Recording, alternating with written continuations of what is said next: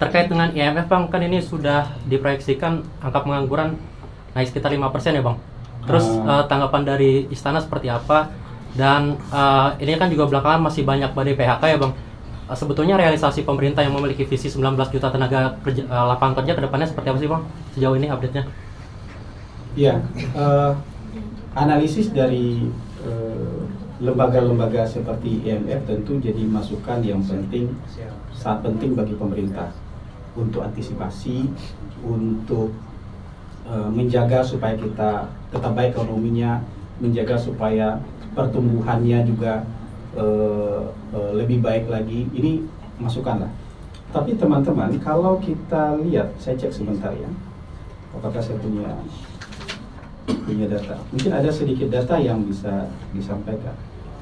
Kalau menurut data dari BPS terbaru, angka pengangguran terbuka justru turun. Ya, bulan ini sampai bulan ini justru angka pengangguran terbuka itu turun dari 4,8 ke 4,7, 4,82 ke 4,76. Itu artinya angka pengangguran orang-orang benar-benar nganggur ini itu turun. Angka pekerja penuh waktu kayak kalian ini, pekerja penuh waktu itu naik. Angka pekerja penuh waktu itu naik dari 65,6 jadi 66,2, hampir 1%.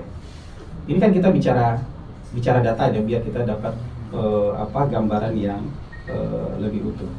Yang setengah pengangguran itu juga turun dari 8,5 menjadi 8%. Jadi ada indikator-indikator yang menunjukkan bahwa memang terjadi pemutusan hubungan kerja, tapi penciptaan lapangan kerja baru juga terjadi dan itu lebih banyak. Memang pengangguran absolut nih, pengangguran absolut itu kira-kira ada tambahan sekitar 83.000 orang. Tapi ini juga tidak hanya karena orang PHK, tapi juga naiknya orang-orang di usia angkatan kerja. Jumlah saya tiba-tiba dari anak sekolah, selesai sekolah jadi angkatan kerja baru kan, belum dapat kerja. Jadi itu yang disebut dengan pengangguran absolut, jumlahnya bertambah 83.000 karena ada usia-usia yang masuk ke dalam usia kerja. Jadi sejauh ini indikator-indikator yang seperti ini kita masih cukup baik dan masih cukup untuk membuat bangsa kita optimis. Dan ke depan tentu pemerintah akan mengeluarkan berbagai kebijakan-kebijakan. Kemarin juga sudah diumumkan stimulus sehingga nanti perekonomian bisa jauh lebih bergerak lagi sehingga ekonomi kita bisa lebih baik lagi. Ingat, pembangunan, kemajuan ekonomi negara kita juga harus ditaruh dalam konteks ekonomi global.